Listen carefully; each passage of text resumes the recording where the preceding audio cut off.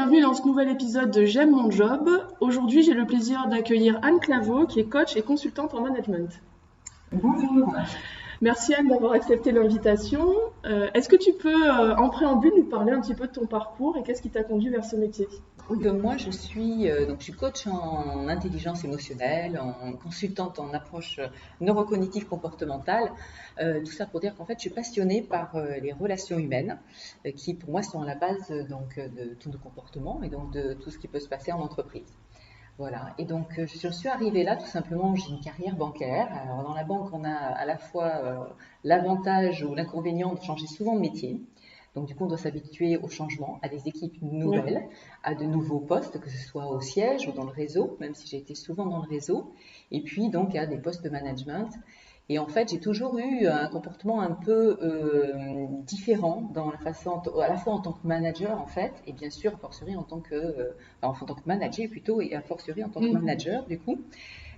Et donc j'ai en fait, si vous voulez, mon évolution sur l'humain dans l'entreprise est venue vraiment de mon expérience personnelle. Je me suis rendu compte, en fait, quand on s'intéresse vraiment à l'humain, quand effectivement on lui demande, on lui donne la capacité de prendre des initiatives dans son poste, quand on l'écoute, quand on va vers lui, quand on lui fait confiance, eh bien, on arrive à des résultats, en fait, une implication d'un niveau auquel on n'aurait pas cru à l'origine, en fait. Donc voilà, donc c'est comment aussi se questionner sur nos rapports, se questionner sur notre façon de parler, de nous comporter. Voilà, donc c'est devenu une passion. Et puis avec la chance de voir qu'on a des résultats qui sont toujours super intéressants. Et du coup, tu as fait le choix de te lancer pour faire profiter tes clients justement de toute cette expérience que tu as pu mettre en place en banque. Oui, c'est ça en fait.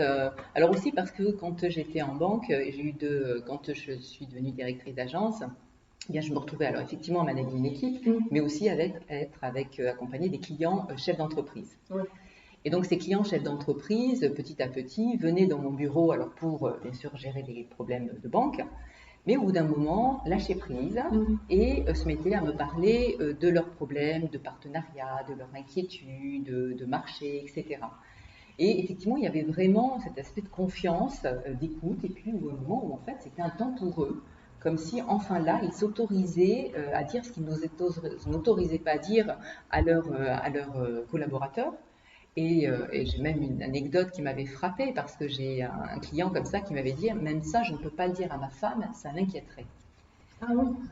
Et donc ça m'avait donné l'impression de ce niveau de solitude en fait. Ouais. Et ce besoin à un moment donné de se dire on ne peut jamais exprimer la réalité de ce qu'on pense et qu'il se retrouve un peu enfermé dans une sorte de prison de verre avec un niveau de responsabilité et donc de difficulté d'oser dire ben non, je ne suis pas un surhomme en fait. Donc voilà, et donc c'est là-dessus que j'ai eu envie de me dire, mais oui, mais c'est important de pouvoir tout dire, de pouvoir dire aussi, même en tant que manager ou dirigeant, mais là je ne sais pas, mais par contre on va trouver ensemble. Et oui, quand on devient chef d'entreprise, on n'a pas forcément une formation de manager. Exactement, c'est ça. Et puis le monde aujourd'hui en fait évolue tellement, on a tellement d'incertitudes que ce qu'on a fait par le passé ne fonctionne plus forcément aujourd'hui ou difficilement. Et donc on se heurte à toutes sortes de problèmes et avec nécessité de se remettre en question. Et c'est difficile de se remettre en question, ça demande toujours beaucoup d'efforts. Souvent, je sais pas, souvent ça doit arriver d'entendre, ben non, moi j'ai toujours fait comme ça. Oui, c'est ça. Et voilà, et je ne peux pas faire autrement en fait. J'ai l'impression qu'on est toujours dans une espèce d'incapacité à faire les choses. Et ça, on le comprend en fait quand on travaille sur les neurosciences, se dire mais pourquoi on a ce sentiment-là, et puis surtout comment on peut reprogrammer notre cerveau pour dire mais si en fait on peut dépasser cette difficulté et on peut arriver à envisager les choses différemment. Oui, ou parfois se dire j'ai toujours fait comme ça, et puis c'est moi le chef d'entreprise, et puis ça fonctionnera comme je l'ai décidé. Mais finalement, on a aussi des salariés qui nous rappellent à l'ordre, hein, parfois en nous disant attention, ça me convient pas, ou je fonctionnais différemment. Donc il y a une vraie remise en question en tant que chef d'entreprise. Mais tu as raison de dire ça parce que alors qu'on entend beaucoup parler de bienveillance, d'écoute dans le management, alors on a l'impression qu'en fait toutes nos entreprises, tous nos dirigeants, managers maintenant ont compris ça et plus ou moins bien, mais ils essayent tous de le mettre en place. Et en fait, moi je me rends compte quand j'interviens dans les entreprises que on n'en est pas là en fait. J'ai beaucoup de managers, alors que ce soit d'ailleurs dans tout milieu, pardon, hein, il y en a qui vont encore parler de leurs salariés en leur disant mais comment ça ils n'ont pas été capables de faire ça, c'est des incapables. C'est dur d'entendre ça. C'est parce que les salariés l'entendent. En général, on a parfois des N+1 qui sont un peu le tampon là-dedans, mais on fait tout simplement parce que la demande n'a pas été faite au bon moment. C'est-à-dire qu'on vous demande quelque chose, alors vous partez en congé et vous étonnez que ce ne soit pas fait. Donc ça laisse en fait les salariés dans une espèce d'incompréhension, voilà, et qui est difficile vraiment. Et en même temps, il y a ce côté très binaire, comme tu disais, voilà, je suis le chef, donc on fait ça comme ça. Et ça a pu marcher dans les années 50, et aujourd'hui ça ne marche plus, et ça ne marchera plus de toute façon. Donc cette nécessité de se remettre en question, mais qui est difficile pour tout le monde. Parce qu'on a nous, et puis je dirais pour tous les chefs d'entreprise, compte tenu de notre âge, on n'a pas été élevés dans on n'a pas ce niveau d'éducation et d'environnement qui nous a permis de remettre en question. Donc il faut dépasser certaines certitudes, des croyances. Et puis dans un monde mouvant, de toute façon, où il n'y a pas de certitude des croyances, donc où il y a effectivement une anxiété face à l'avenir. Moi, ce que j'ai bien aimé les premières fois, on a discuté toutes les deux, c'est quand tu parlais de ce courage de la vulnérabilité, de savoir se dire, oui, là en fait, je suis vulnérable parce que ça se passe pas bien avec mes collaborateurs, est-ce que ça vient d'eux, est-ce que ça vient de moi, et être capable de dire, est-ce que ça vient de moi? Là, c'est très courageux, moi, je trouve, comme démarche, et de se remettre en question. Et je trouvais ça très intéressant, la discussion qu'on a eue là-dessus. Oui, alors c'est vrai que quand j'ai cherché, quand je me suis installée, comme tu me disais, j'ai cherché effectivement qu'est-ce qui pouvait, en fait, alors pas résumer, mais en fait, j'aime pas trop cette idée d'image de marque, mais c'est ça, avoir un peu ce qui pouvait porter en fait mon envie de m'installer. Et c'est vrai que ce courage de la vulnérabilité, c'est marrant parce qu'en général, et d'ailleurs surtout les hommes, vont tiquer sur la vulnérabilité. La vulnérabilité, c'est une faiblesse, il ne faut pas montrer cette faiblesse. Et c'est marrant parce que je parle quand même de courage avant tout. Donc c'est bien notre capacité à affronter notre peur et notre peur de ce sentiment inconfortable de dire je sais pas, de dire je sais pas, je suis en colère, voilà, je rencontre des difficultés, je maîtrise pas cette situation, elle est désagréable. Est-ce que je vais oser parler à ce salarié, je sais pas, par exemple parce qu'il arrive trop souvent en retard. Est-ce que je vais oser le dire ou parce qu'il ne travaille pas suffisamment bien sur tel dossier, ou est-ce que je vais laisser traîner les choses? Et en fait, le courage de la vulnérabilité, c'est avoir le courage de identifier ses émotions. C'est-à-dire comprendre qu'est-ce qui se passe en moi. C'est pas une émotion très agréable, mais au lieu de la laisser, et dire bon allez, je la laisse de ce côté, puis on verra bien, ça se passera bien d'une manière ou d'une autre, c'est dire non, ok, qu'est-ce que je ressens? Est-ce que c'est vraiment tellement un problème? Je vais la face et je vais donc aller parler en fait. Non, mais c'est vrai. Mais c'est vrai que ça, c'est quelque chose qu'on attend beaucoup des enfants. Moi, je sais que j'ai un petit garçon et c'est vraiment dans l'air du temps de dire aux enfants de parler de leurs émotions quand ils sont en colère, de les exprimer. Mais c'est quelque chose qu'on oublie à l'âge adulte, en fait. C'est que quand on devient adulte, on a l'impression que nos émotions, effectivement, on doit les laisser un peu de côté. Et montrer ses émotions, parfois, effectivement, c'est faire preuve de vulnérabilité et peut-être se mettre en danger vis-à-vis des autres, alors que pas du tout. Moi, je trouve qu'effectivement, être capable de dire à un salarié, écoute, là, je suis en colère parce que, effectivement, ça me place dans une position délicate vis-à-vis des clients. Je pense que le salarié peut mieux l'entendre que si on se met d'un coup à mal lui parler, à être très dans la critique, alors que de dire ce qu'on ressent soi-même, c'est vraiment... tu as tout à fait raison, et en même temps, je rebondis sur ce que tu as dit parce que tu parlais de ton fils à qui tu encourages à exprimer ses émotions. Mais c'est parce qu'en fait, aujourd'hui, on va commencer et on essaye, et puis je pense aussi que tous les parents ne le font pas, mais bon, voilà, tu as, on va dire, cette excellente situation de le faire avec ton fils. Mais nous-mêmes, on nous a en fait privés d'exprimer nos émotions quand on était enfant. Quand on était enfant, on nous disait, c'est en colère, non, tu vas dans ta chambre, tu vas te calmer. Et donc sur un enfant qui en plus n'a pas un cerveau construit et évolué, c'est dire ok, donc ça c'est quelque chose que je ne dois pas ressentir. C'est pour ça que souvent aujourd'hui, quelqu'un qui est en colère parfois est incapable de l'exprimer. Donc du coup, elle va sortir à un moment donné dans une grosse colère tout à fait inappropriée, et puis de manière excessive par rapport au sujet, à la personne, au problème du moment. Et ça, c'est toute la difficulté. Quand on travaille sur l'intelligence émotionnelle, c'est bien essayer de refaire le lien entre notre corps et notre esprit. On est une génération, nous, on a tout mis en avant sur l'esprit mental, en fait, et sur nos quotients intellectuels. Et si on parle aujourd'hui de quotient émotionnel, c'est parce qu'en fait, il faut bien comprendre que c'est comme ça que nous sommes construits physiologiquement et que fonctionne notre cerveau. Notre premier contact avec l'extérieur, c'est par nos 5 sens. Et c'est à partir de là que notre cerveau se fait une représentation de ce qui se passe. Donc si on n'écoute pas nos sens, mais on passe à côté d'énormément d'informations. Et également, en fait, toutes ces émotions, donc après, passent par notre corps et à savoir qu'est-ce que ça veut dire. Et une émotion, ce qui est important aussi dans ce que j'ai noté, ce que tu dis, c'est cette façon de prendre la responsabilité de nos émotions. Je suis en colère, je comprends. Voilà. Une émotion, en fait, c'est pas quelque chose de faible. C'est une information qui te dit, voilà de quoi j'ai besoin, quelle action, quel moyen tu vas mettre en place pour répondre à ce besoin. Parce que tant que tu ne vas pas satisfaire ton besoin, tu vas te sentir mal. Après, ça peut biaiser la communication et se mettre dans des situations difficiles avec ses collaborateurs. Complètement, parce que tout ce qui n'est pas exprimé, de toute façon, reste. Et reste physiquement, et d'ailleurs c'est comme ça qu'on a aussi des mots, MAUX, l'insomnie, l'agacement, la nervosité, l'irritation, etc., etc. Quand ça ne va pas sur des choses encore plus graves. Donc, oui, c'est sûr, le burn-out, c'est le mal du siècle, de toute façon. Exactement. Qui vient le fait en fait de ne pas savoir s'écouter en fait à ce moment. Et dire non, le pouvoir du non. Exactement, le pouvoir du non. Mais alors là, ça m'entraîne en fait sur un autre sujet, c'est qu'on a quand même, ça c'est à notre société, de se dire que le travail doit forcément nous faire souffrir. Oui, il y a une idée de ça. Alors bon, sans faire entrer dans des choses, et ça peut être une position assez religieuse, catholique en fait. Il faut, ça a été pendant des années, c'est dire en fait, grosso modo, on souffre sur terre et on aura, et on sera au paradis. Mais et là, on a gardé ça dans notre façon d'envisager le travail. C'est normal de souffrir au travail. Bon, voilà, au bout, on a la chance de travailler et d'être payé. Voilà, et donc de subvenir à nos besoins. Aujourd'hui, c'est quelque chose qui ne suffit pas en fait. On se rend compte que souffrir au travail, ça ne nous permet pas de faire le travail correctement. Je ne sais pas si tu l'as lu, moi il y a une dizaine d'années, j'ai lu Le travail à cœur et Le travail à en mourir. Je te passerai les livres.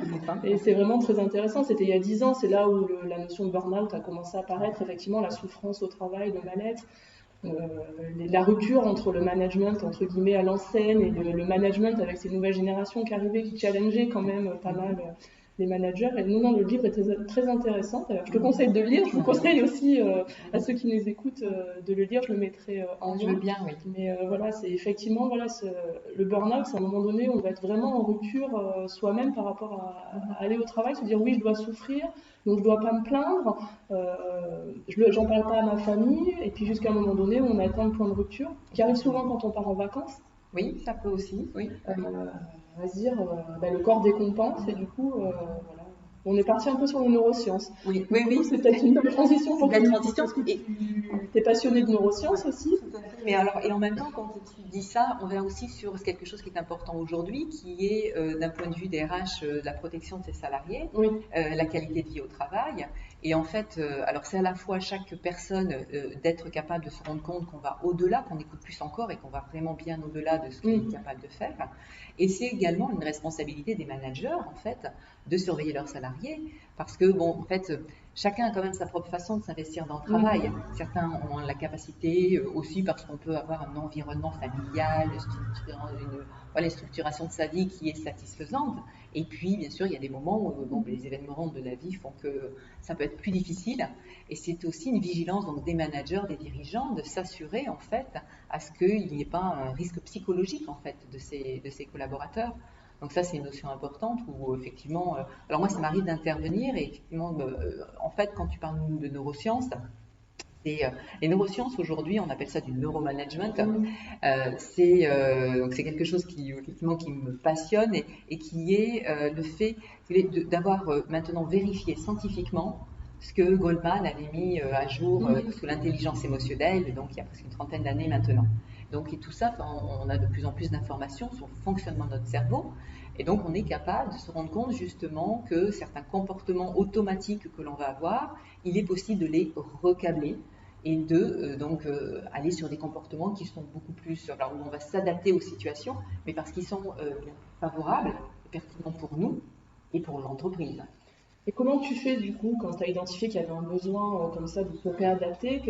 C'est quoi tes clés pour que la personne elle puisse, alors j'imagine que c'est un travail qui se fait en 2 jours, dis-la sur quelle est la durée, toi tu as pu identifier, et puis voilà tes clés.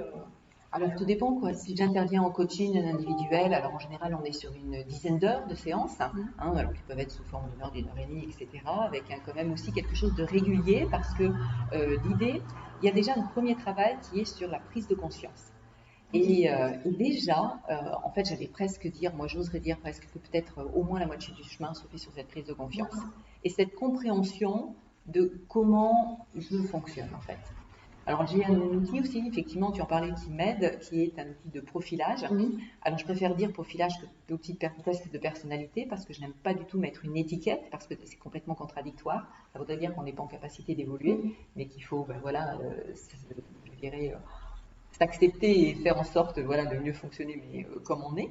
Alors que là, c'est vraiment le profilage, c'est un moment donné de sa vie. Par exemple, tu vois, toi, tu as évolué également en poste d'indépendant. Si j'avais fait ce profil au moment où tu étais salarié, manager d'une équipe, si je le fais maintenant dans nos postes d'indépendant, il est évident qu'en fait, on n'aura pas les mêmes résultats, ce qui est logique.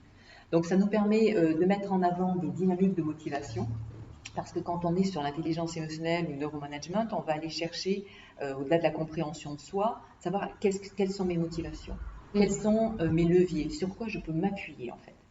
Parce qu'on parle toujours d'effectivement aller chercher nos problèmes, c'est une chose, essayer de régler les problèmes. Mais ce qui est essentiel aussi, c'est en fait d'aller s'appuyer sur ce que l'on sait faire, c'est ce qui nous motive en fait. Donc c'est aussi aller chercher ça et on se rend compte, ce profilage me permet de voir aussi que parfois on peut être, par exemple on est quelqu'un qui adore travailler en équipe, qui adore effectivement mettre chacun en relation, aller tirer le mieux parti des uns et des autres et avoir cet échange, etc., de la créativité, tout ça. Puis on se rend compte que tout compte fait sur certains moments, en fait on est bloqué et que si on a 100% normalement de motivation là-dessus, on n'arrive même pas à 50% réellement. Parce que dans un certain contexte, l'outil me permet de détecter un comportement sur lequel je vais être complètement intolérante, qui va et vraiment me mettre très mal à l'aise. Oui, je suis très irritée. Alors ça peut être, alors je vais dire un peu tout, mais par exemple quelqu'un qui va être très dans le contrôle ou dans la rigueur, alors que moi je vais dans l'ouverture d'esprit, ou l'inverse bien sûr, ou quelqu'un qui va être très individualiste. Etc. Et donc du coup, mais en fait, au lieu d'être pouvoir être à mon maximum de mon potentiel, ça va tout me bloquer. Et donc le fait d'identifier ça, alors déjà d'identifier avec la personne, donc à la fois encore une fois une prise de conscience, et donc du coup on va travailler là-dessus, et alors vraiment avec des outils très pertinents de réflexion, et on va effectivement se dire, mais on va questionner en fait cette valeur et se dire, est-ce que cette valeur elle est vraiment importante, jusqu'à quel point, et dans toutes circonstances. Pour donner un exemple, peut-être pour imager, j'allais comme ça avec une cliente une fois qui disait, mais moi en fait, je suis plutôt vraiment dans l'ouverture d'esprit et je suis bloquée quand je suis face à des gens qui sont très rigoureux. Ça peut arriver de se dire, oui, non, il ne faut pas avoir les choses toujours très carrées, elle est beaucoup plus créative, etc. Et donc on parle, on essaye de voir quel est l'intérêt, est-ce que c'est bien d'être rigoureux en toutes circonstances, et à un moment donné aussi de se dire, imaginez un monde où tout le monde serait toujours dans l'ouverture d'esprit. Est-ce que ça fonctionnerait? Pas évident, hein. Et puis en fait, à un moment donné, je lui ai dit, alors si je comprends bien, est-ce que ton ouverture d'esprit, à un moment donné, serait limitée quand elle serait face à des gens qui sont rigoureux? Et là, elle a éclaté de rire parce qu'elle s'est rendue compte que, bien non, en fait, elle qui se pensait tellement ouverte d'esprit, face à des gens de rigoureux, elle ne l'était plus du tout. Elle avait sa propre limite. Et elle devenait en fait extrêmement fermée, donc très rigoureuse, très bloquée dans ces situations-là. Et en fait, c'est ça qu'on arrive à faire, aller chercher cette prise de conscience, se dire, ah, tiens, c'est la limite. Et en fait, c'est un peu rigolo. Moi, j'avais fait, dans mon ancienne vie chez General Electric, on avait fait une formation disque. Et j'avais trouvé ça très, très intéressant parce que tu te rends compte déjà, toi, comment tu es au travail et des fois, comment tu luttes entre le toi personnel et ton toi professionnel. Et donc, forcément, s'il y a trop d'écart, ben, on est en plein lutte sur soi-même. Et aussi, comment, quand on est I, on peut interagir avec un D ou avec un S ou avec un C. Alors bon, on n'est pas vraiment dans une case très définie, mais on a quand même des tendances. J'avais trouvé ça vraiment très intéressant. Effectivement, moi j'avais identifié que moi je suis I, ce qui est plutôt le social, etc. Moi par exemple, je ne supporte pas qu'on me parle comme un enfant. Qu'on m'infantilise. Et ça, effectivement, comme tu dis, ça me bloque complètement. Et je vais peut-être aussi moi rentrer dans le jeu de l'infantilisation de l'autre. Je vais me mettre dans la posture, ok, bon bah tu m'infantilises, je vais faire pareil. Ce qui n'est pas forcément très intelligent. Mais j'avais trouvé la formation hyper intéressante là-dessus, de s'auto-évaluer, de se dire, oui effectivement je suis là et voilà comment on doit Mais comment je peux progresser en fait dans ma communication. Être sur la connaissance de soi, c'est déjà la première chose en fait. Hein. Et en fait, avec ce profilage, on va aussi sur tout ce qui est son fonctionnement, son positionnement dans le groupe. Oui, aussi, ça c'est très intéressant de voir quel est mon niveau de confiance ou de méfiance dans un groupe, d'intégration ou voilà, le fait de me rester plutôt à la frontière, à l'extérieur. Est-ce que je suis plutôt dans l'assertivité ou plutôt comme en dominance ou en soumission? À quel moment je passe de l'un à l'autre, alors on a toutes ces informations-là, donc ça c'est très intéressant. Et puis également, quelles sont mes capacités d'adaptation. C'est-à-dire que, bon, voilà, de manière générale, déjà quand tout va bien, est-ce que je suis capable de m'adapter? Et puis, en situation de stress, est-ce que du coup je reste sur mon niveau d'adaptation ou est-ce que du coup, je reviens justement à la valeur ancienne, et si on revient à ce que tu te disais tout à l'heure, je suis le chef, c'est comme ça, donc c'est comme ça, puis on ne discute pas. Parce que là, ça me demande trop d'énergie en fait et je ne me sens pas capable d'aller faire les choses différemment. Ce qui peut être intéressant aussi, c'est pour le manager, c'est d'identifier chez ses collaborateurs ce profilage, faire ce petit exercice et se dire, oui, j'ai des collaborateurs effectivement en groupe vont se mettre en retrait parce qu'il y a des personnes qui dominent un peu plus et qui n'osent pas parler et puis du coup vont sortir de la réunion très frustrés parce qu'ils n'ont pas pu s'exprimer. Et qui au final vont pas suivre peut-être le projet, les objectifs parce que ils ne seront pas sentis impliqués parce qu'ils n'auront pas pu participer. Donc c'est le rôle aussi du manager un peu d'identifier et de s'assurer que tout le monde a pu faire raison. D'autant qu'en fait ces personnes aussi avaient peut-être des choses très intéressantes à dire. C'est sûr. Voilà. Et donc voilà, et on reste effectivement. On dit souvent parfois, c'est pas parce qu'on parle fort qu'on a raison. Exactement. Ils sont des dominants qui vont être un peu là en disant voilà, je sais effectivement on va faire comme ci, on va faire comme ça, etc. Oui, mais en fait, voilà, si on reprend Galilée, c'est pas tout le monde peut dire que la Terre est plate, c'est pas pour ça qu'elle était plate. Hein. Donc, il faut toujours se méfier. Moi, je mets toujours, bon, alors ça c'est peut-être moi aussi un questionnement là-dessus, mais voilà, je me surveille. Mais je me méfie toujours des personnes qui sont extrêmement sûres d'elles. Et alors en plus, dans un monde aussi mouvant, aujourd'hui, je crois qu'on a toujours intérêt à se questionner sur toute chose, à les remettre un peu en doute. Alors, attention, bien entendu, ça n'empêche qu'il faut agir, il faut être en efficacité. Donc, c'est toujours cet équilibre qu'il faut trouver. Et pour revenir sur ce que tu disais, sur le fait d'un manager pour qui c'est intéressant de connaître effectivement la personnalité de son équipe. Et ça peut être un outil super intéressant en cohésion d'équipe. On connaisse aussi comment l'autre fonctionne, comment chacun se comporte dans le groupe. Ça peut être dans un atelier. J'anime aussi des ateliers ou des formations comme ça. Donc, utiliser cet outil et puis passer une journée à intervenir sur différents sujets comme ça. Oui, c'est intéressant. Et surtout, tu peux avoir. Alors, toi, tu les fais en entreprise, les ateliers de cohésion, ou est-ce que tu peux être amené à le faire sur l'extérieur avec des activités Oui, on peut le faire aussi sur l'extérieur. En fait, parfois, tout dépend le besoin, le sujet. Mais parfois, les entreprises aiment bien le faire un peu sous forme de séminaire pour permettre justement, parce que quand on sort du contexte, on va justement. Je reviens sur ce que tu disais tout à l'heure, entre ma posture privée et ma posture professionnelle, du coup, j'ai arrivé à lâcher un peu plus.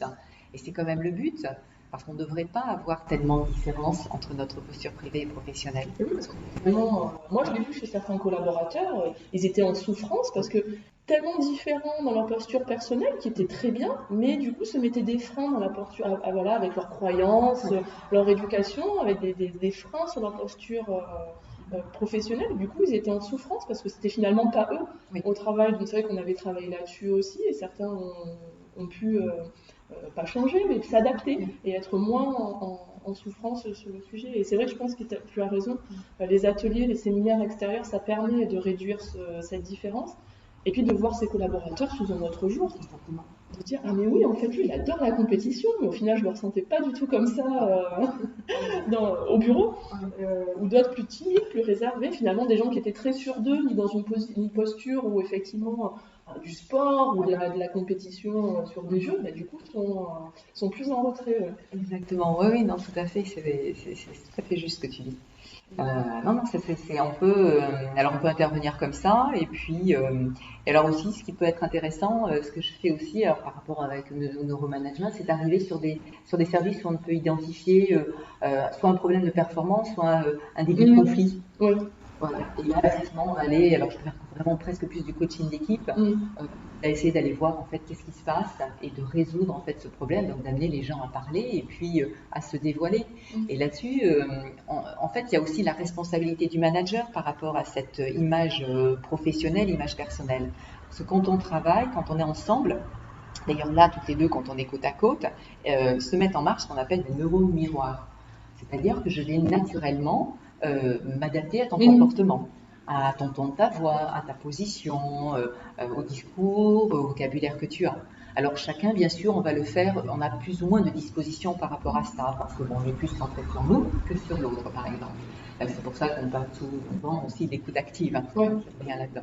Et du coup, en fait, lorsque l'on veut avoir une équipe qui soit le plus authentique possible, en fait, c'est vraiment effectivement de la responsabilité du manager d'être lui-même authentique. Et si on revient sur mes chefs d'entreprise qui n'osaient pas montrer cette figure un peu, alors peut-être plus vulnérable d'eux-mêmes, et bien du coup forcément, personne ne va oser à un moment donné aussi se montrer vulnérable. Je pense qu'on a pas mal de clés là pour les chefs d'entreprise, pour les managers.